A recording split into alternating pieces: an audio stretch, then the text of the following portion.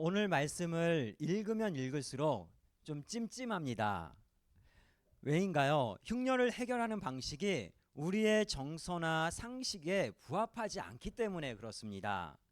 사울이 잘못을 했는데 사울의 자손을 잡아다가 목을 맵니다. 그리고 이 일을 주관하는 사람이 누구인가요? 사울 왕조가 사라질수록 유리한 다윗이 이 일을 주도하고 있다라는 겁니다. 이것을 우리가 어떻게 이해를 하고 받아들여야 될까요? 다윗은 사울의 두 아들과 손자 5명을 기브온 사람들에게 내어주고 기브온 사람들은 이 사람들을 죽입니다. 우리가 생각해 봐야 될 것은 왜 사무엘하 막바지에 이르러서 이런 이야기를 기록해 놓은 걸까? 왜 이런 이야기를 기록해 놨을까요? 우리가 사무엘 상하를 읽을 때 다윗에게 집중하는 경향이 있습니다. 그런데 마지막에 가서 하나님께서는 다윗을 넘어서 이스라엘 공동체를 바라보게 하고 계십니다. 더 나아가서 이 이스라엘 공동체 그리고 사울이나 다윗도 모두 하나님의 주권 아래 있음을 알려주고 계십니다. 오늘 1절 말씀을 보면은 다윗 시대에 해를 거듭하여 3년 기근이 있으므로 다윗이 여호와 앞에 간구하매 여호와께서 이르시되 이는 사울과 피를 흘린 그의 집으로 말미암음이니 그가 기브온 사람들을 죽였음이니라. 자, 기근이라는 것이 나오는데요. 기근은 구약에서는 단순한 자연재해가 아니었습니다. 왜냐하면 하나님께서는 이스라엘을 징계하거나 다른 민족들을 징계할 때 기근이라는 것을 사용하셨기 때문에 그렇습니다. 문제는 다윗이 지금 나라를 다스리는데 1년도 아니고 3년 연속해서 기근이 들어왔던 거죠. 따라서 다윗이 하나님께 묻습니다. 하나님, 이 기근이 저의 죄 때문에 그렇습니까? 아니면 이스라엘의 죄 때문에 그렇습니까? 라고 하나님께 물었던 겁니다. 그리고 이에 대해서 하나님이 응답해 주시죠. 무슨 응답인가요? 아니나 다를까 이건 이스라엘의 죄악 때문에 내린 하나님의 징계라는 겁니다. 그 원인이 뭔가요? 사울과 사울 집안이 기브온 사람들을 학살한 죄 때문입니다. 이것을 보면은 한 인간이나 한 집안이나 그리고 공동체가 각기 떨어져 있는 것이 아니라 서로 긴밀하게 유기적으로 연결되어 있다라는 것을 알려주는 겁니다. 넘어가서 2절 말씀을 보면은 기브온 사람은 이스라엘 족속이 아니요 그들은 아모리 사람 중에서 남은 자라. 이스라엘 족속들이 전에 그들에게 맹세하였거늘 사울이 이스라엘과 유다 족속을 위하여 열심히 있으므로 그들을 죽이고자 하였더라. 이에 왕이 기브온 사람들을 불러 그들에게 물으니라. 사울이 기브온 사람들을 왜 죽였는지에 대해서 알려줍니다. 왜 죽였나요? 첫째는 기브온 사람들이 이스라엘 민족이 아니라는 이유 때문에 그렇습니다.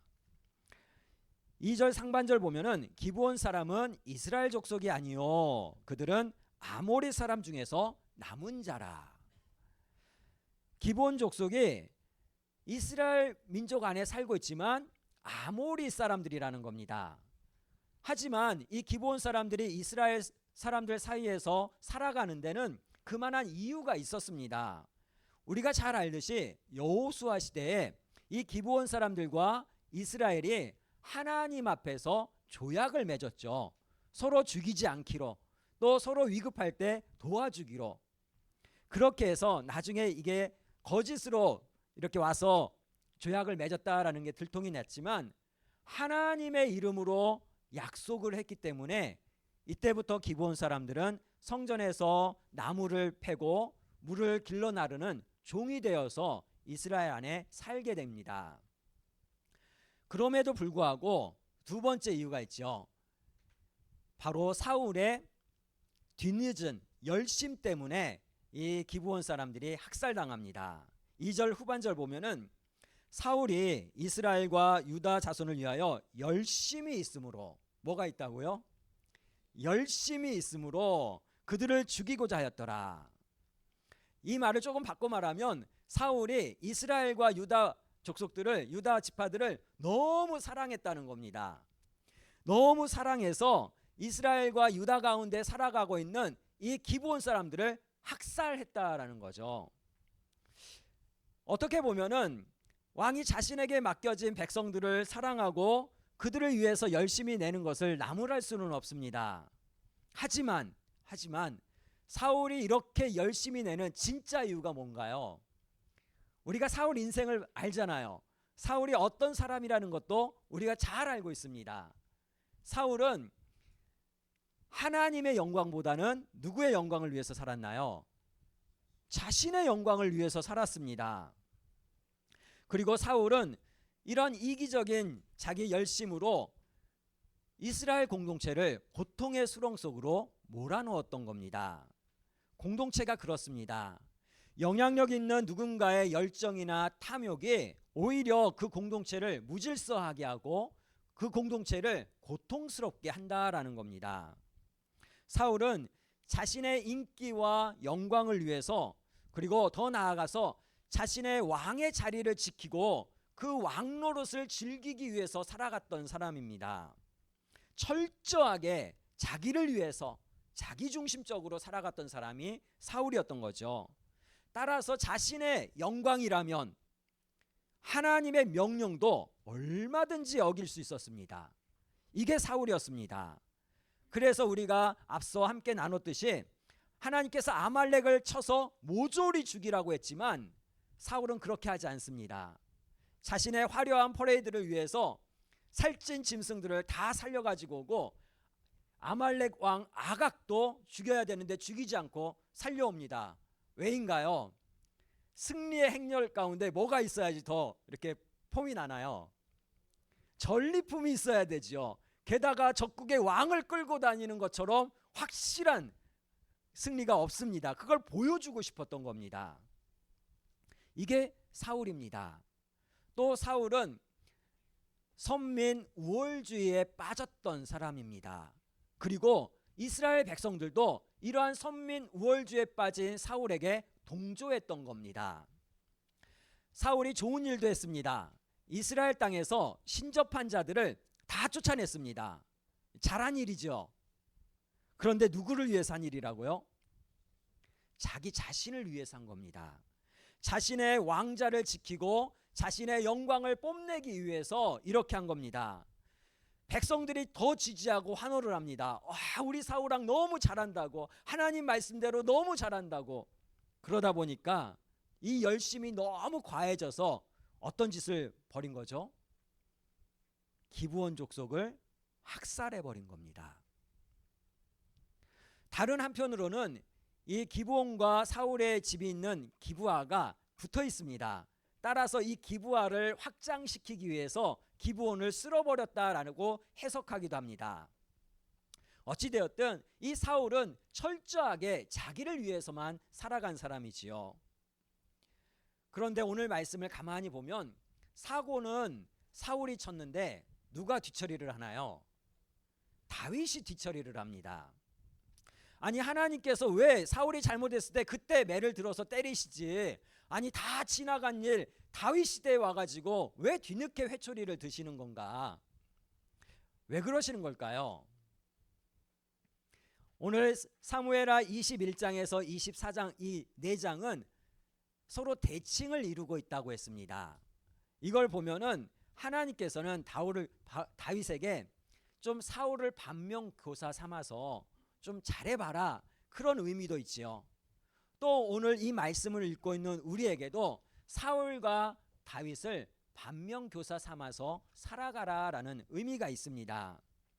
3절 말씀으로 가면은 다윗이 그들에게 묻되 내가 너희를 위하여 어떻게 하랴? 기브온 족속들에게 묻는 겁니다. 내가 어떻게 속죄하여야 너희가 여호와의 기업을 위하여 복을 빌겠느냐? 어떻게 하면 이스라엘을 용서하고 이스라엘을 위해서 하나님께 복을 빌어줄 수 있겠느냐라고 그렇게 물었던 겁니다. 이 말씀을 가만히 보면 이스라엘 사이에서 살아가는 이 기브온 사람들이 참 별 볼 일 없이 이스라엘 사람들에게는 여겨졌을 겁니다. 우리랑 다른 이방인들, 어쩌다가 우리 안에서 살아가는 저 사람들. 하지만 오늘 말씀 보면 이 기브온 사람들이 이스라엘 공동체와 얼마나 긴밀하고 중요하게 연결되어 있는지를 보여주고 있습니다. 기브온 사람들이 말합니다. 우리의 이 일은 돈으로 해결될 문제가 아닙니다. 은과 금의 문제가 아닙니다. 목숨은 목숨으로 해결해야 됩니다. 뭐라는 건가요? 오늘 5절에서 6절 상반절 보면은 그들의 왕에게 아뢰되 우리를 학살하였고 또 우리를 멸하여 이스라엘 영토 내에서 머물지 못하게 하려고 모해한 사람들의 자손 7사람을 우리에게 내어주소서. 자신들을 모해하고 학살해서 이 이스라엘 땅에서 살지 못하게 했던 그 사람들의 자손들을 내놓으라는 겁니다. 그럼 어떻게 하겠다고요? 6절 후반줄 가보면 여호와께서 택하신 사울의 고을 기브아에서 우리가 그들을 여호와 앞에서 목매어 달겠나이다. 기브아는 사울의 고향이자 사울 왕국의 수도였습니다. 바로 그곳에서 그리고 여호와 앞에서 그들을 목매달겠다라고 그리 말하고 있습니다. 이 부분도 사무엘하 24장과 대칭을 이룹니다. 사무엘하 24장에 가면은 다윗이 인구조사를 합니다. 근데 사실 이스라엘 왕은 인구조사를 하면 안 됩니다. 하나님께서 명령하지 않는 한 인구조사하면 안 됩니다. 근데 그 명령을 어기고 다윗이 인구조사를 하지요. 그 결과 이스라엘 공동체에서 이스라엘 사람 7만 명이 죽습니다. 따라서 다윗이 이것을 해결하기 위해서 여부수 사람 아라우나의 타작마당에 가서 제단을 쌓습니다. 하나님 앞에 나아가는 것이지요. 중요한 것은 여호와 앞에서입니다. 과거 기브온 사람들과 이스라엘 민족이 누구 앞에서 조약을 맺었죠? 하나님 앞에서 조약을 맺었던 겁니다. 그런데 사울이 자신의 영광을 위해서 그 언약을 깨뜨려 버린 것이죠. 하지만 이것은 사울과 기브온 사람들만의 문제가 아닙니다. 하나님 앞에서 언약을 맺은 것이기 때문에 이스라엘과 기브온과 하나님 사이에 일어난 문제가 되는 겁니다. 따라서 해결 방법도 하나님 앞으로 나아가는 겁니다.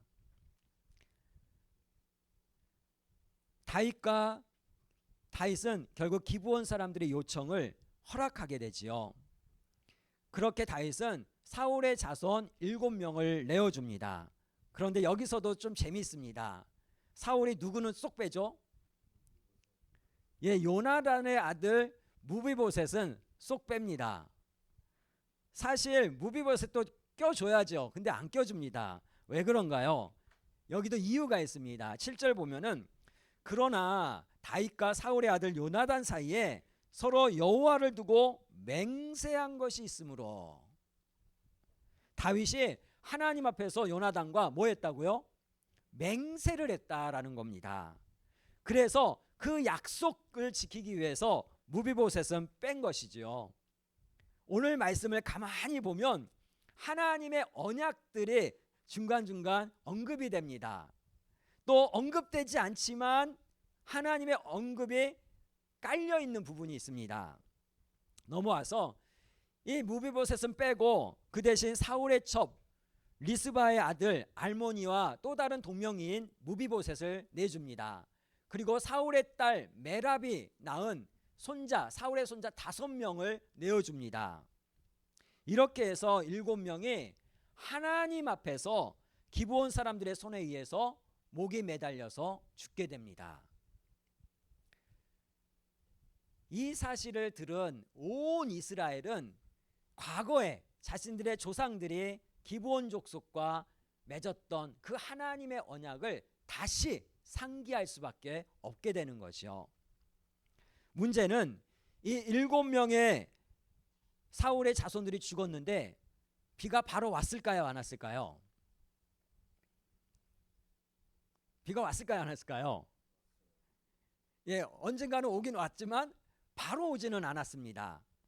10절 말씀을 보면은 아야의 딸 리스바가 굵은 배를 가져다가 자기를 위하여 바위 위에 펴고 곡식배기 시작한 때부터 하늘에서 비가 시체에 쏟아지기까지 그 시체에 낮에는 공중의 새가 앉지 못하게 하고 밤에는 들짐승이 범하지 못하게 한지라.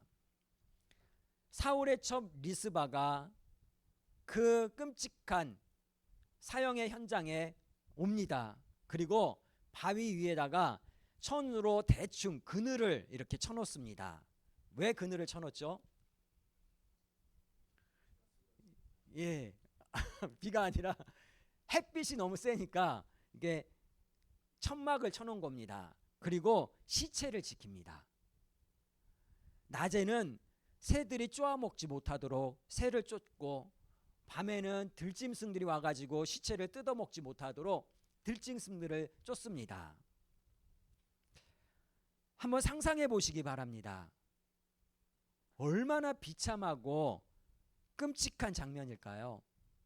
리스바가 얼마나 괴로웠을까요? 이 리스바에 대한 이야기가 많이 나오지는 않지만 이 리스바는 어떻게든 살아보려고 발버둥 쳤던 사람임은 분명합니다. 사울의 첩으로 살다가 사울이 죽게 되자 군대 장관 아브넬과 또 동침을 한 여인이 바로 이 리스바입니다. 그런데 결과가 어떻게 됐죠?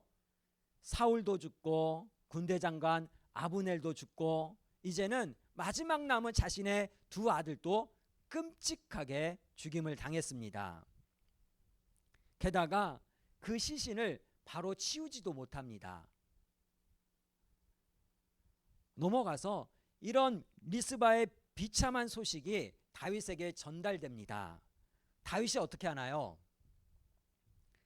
오늘 말씀을 보면은 다윗이 길란 야베스에 사람을 보내서 그 길란 야베스에 있는 사울의 뼈와 요나단의 뼈를 가져오게 합니다.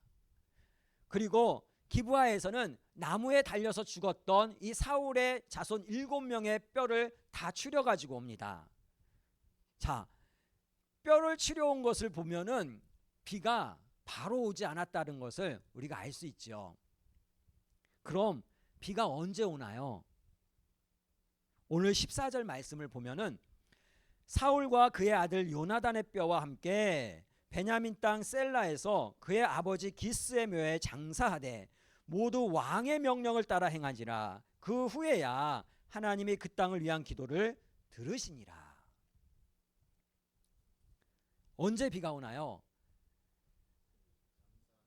예, 다윗이 뿔뿔이 흩어져 있었던 사울과 요나단의 뼈를 가지고 오고 또 기브아에서 그 죽임당한 7명의 뼈를 다 추려가지고 사울의 아버지 기스의 무덤에 합장을 한 후에야 비가 옵니다. 근데 다윗이 비도 안 왔는데 왜 이러는 거죠? 왜 이런 일들을 취하는 거죠? 잊혀졌던 약속이 떠올랐던 것 같습니다. 예전에 다윗이 굴에 들어왔던 사울의 옷자락만 베고 사울을 살려준 적이 있습니다. 그리고 밖에 나와서 사울이 감동을 해가지고 다윗과 그때 언약을 합니다. 사무엘상 24장 21절을 보면은 사울이 다윗에게 말하는 겁니다. 그런즉 너는 내 후손을 끊지 아니하며 내 아버지의 집에서 내 이름을 멸하지 아니할 것을 이제 여호와의 이름으로 내게 맹세하라. 그래서 다윗이 맹세를 합니다. 당신의 후손을 끊지 않겠습니다. 당신의 이름을 당신의 가문에서 없애지 않겠습니다. 지우지 않겠습니다. 약속을 했던 것이지요. 14절 후반절을 보면은 모두 왕의 명령을 따라 행하니라. 그 후에야 하나님이 그 땅을 위한 기도를 들으시니라. 앞서도 말씀드렸지만 오늘 말씀을 가만히 보면은 잊혀졌던 하나님의 언약이든 기억하고 있던 하나님의 언약이든 하나님의 언약을 근거로 해서 모든 일들이 벌어지고 모든 일들이 해결되어지고 있다라는 겁니다. 정리하면 사실 우리가 숨 쉬고 움직인다고 해서 살아가는 게 아닙니다. 내가 왜 무엇을 위해 사는지 분명히 알아야지 진짜 사는 것이지요. 그리고 나만 내 맘대로 살고 나만 자유롭게 사는 것도 잘 사는 게 아닙니다. 개인의 삶이 중요하지만 공동체도 너무너무나도 중요하다라는 겁니다. 사실 개인이나 공동체는 상호 보완적입니다. 그리고 개인과 공동체의 중심에는 누가 계시나요? 하나님이 계십니다. 이 사실을 망각할 때 모든 것이 뒤죽박죽되는 겁니다. 내 삶이 어렵고 엉망이 되고 내 가정이 힘들고 엉망이 되고 우리 공동체가 아파하고 힘겨워할 때 우리는 각성해야 됩니다. 내가 하나님 안에서 바르게 하고 있는지, 내가 하나님의 뜻 안에서 온전하게 신실하게 진실하게 살아가고 있는지 그걸 확인하고 각성을 해야 됩니다. 사울은 왕의 역할을 감당하기보다는 자신의 왕의 자리를 지키는데 혼심의 힘을 다했습니다. 또한 백성들로부터 환호를 받는 것을 즐기면서 살아가는 것에 인생의 즐거움을 두었던 것이지요. 결국 사울 자신도 어떻게 되죠? 미쳐가기 시작합니다. 그리고 결국 이스라엘이라는 나라가 공동체가 삐걱거리다가 결국에는 망하게 되는 것이지요. 사실 다윗도 이러한 사울을 반면교사 삼아서 정신 차리고 살았어야 됩니다. 하지만 그렇지 못했다라는 겁니다. 다윗의 죄악으로 인해서 우리가 앞서 살펴봤듯이 다윗의 죄악으로 인해서 다윗 개인의 삶과 가정이 풍비박산 났습니다. 그리고 다윗 개인과 그 집안 문제로 이스라엘이 얼마나 큰 몸살을 앓았나요? 그러므로 한 사람 한 사람이 깨어서 거룩하게 살아가는 것이 너무너무 중요합니다. 또한 공동체가 헛된 것에 휩쓸리지 않도록 다수가 깨어서 살아가는 것도 굉장히 중요합니다. 요즘 집단 지성의 중요성이 자주 대두가 됩니다. 물론 다수가 다 옳은 것은 아닙니다. 그래서 우리가 균형을 잘 잡아야 되지요. 개인이든 공동체든 우리가 왜 존재하는지 그 존재의 이유가 분명해야 됩니다. 오늘 본문에서는 개인과 공동체의 긴밀한 유기적인 관계를 알려주고 있습니다. 따로따로가 아니라는 겁니다. 그리고 더 중요한 것은 그 중심에 내가 아니라 하나님이 계시다는 겁니다. 내 삶의 중심에 내가 중심이 아니라 하나님이 계시고 내 가정의 중심에 내가 아니라 하나님이 계시고 우리 교회 공동체의 중심도 내가 아니라 하나님이라는 사실입니다. 따라서 개인이든 공동체든 하나님의 말씀, 하나님의 언약을 기준으로 중심으로 살아가야 됩니다. 우리 한국 교회가 요즘 많이 아파하지요. 천주교도 부흥하고 절도 부흥하는데 한국 교회만 지금 이렇게 쪼그라들고 있습니다. 우리가 각성해야겠지요. 때론 목사라는 권위에 눌려서 목사님이 뭔가 이상한 말을 하고 또 이상한 쪽으로 끌고 감에도 불구하고 목사라는 권위에 굴복해서 아무 말도 하지 않은 경우가 있습니다. 반대로 성도들이 떠나갈까 봐, 성도들이 삐질까 봐 성도들이 듣기 좋아하는 설교만 하는 때도 있습니다. 이러다가 망가지는 거죠. 착각하면 안 됩니다. 목사도 성도도 하나님 중심이 되어야 됩니다. 하나님 말씀 앞에서는 어떤 권위도 사람의 다수도 무용지물이 되어야 됩니다. 그래야 교회가 살고 그래야 내가 사는 겁니다. 단 서로가 서로를 대할 때는 하나님 앞에서입니다. 하나님 앞에서 서로 존중하고 사랑함으로 대하겠지요. 말씀을 정리하면 내 삶의 뿌리가 무엇인가요? 나의 가정과 공동체의 근간이 무엇인가요? 이걸 분명히 해야 됩니다. 그 위에서 열심을 내야겠지요. 첫째는 내가 하나님의 거룩한 자녀가 되는 겁니다. 내가 먼저 하나님 말씀 안에서 하나님 자녀답게 변화될 때 진정한 변화가 시작되는 겁니다. 둘째는 우리 가정과 교회가 예배의 공동체가 되는 겁니다. 그래서 우리 그 교회는 하나님이 주인 되시는 교회, 말씀이 삶이 되는 교회라는 그런 가치를 가지고 함께 시작했습니다. 때론 숫자적으로 부흥하고 그렇게 됐으면 하는 바람도 있습니다. 저만 그런 게 아니라 우리 권사님들이나 성도님들 이렇게 기도 제목이나 보면은 빨리빨리 이렇게 성도 숫자가 팍팍팍팍 늘어나서 이렇게 성장했으면 좋겠다라는 기대와 바람이 있지요. 하지만 놓쳐서는 안 되는 건 따로 있습니다. 내가 그리고 우리의 자녀들이 더 나아가서 우리 지체들이 살면 살수록 하나님의 자녀다워지는 것입니다. 더 나아가서 우리가 이 공동체가 우리 가정이 예배가 되고 삶이 예배가 되는 것이 더 중요합니다. 그러면 부흥은 당연히 따라오리라고 저는 믿습니다. 그러므로 개인적으로는 힘써 더욱 구별되어지는 하나님의 자녀가 되기를 소망합니다. 그리고 우리 가정과 공동체는 예수 안에서 힘써 행복한 예배자가 되기를, 예배 공동체가 되기를 주님의 이름으로 축복합니다.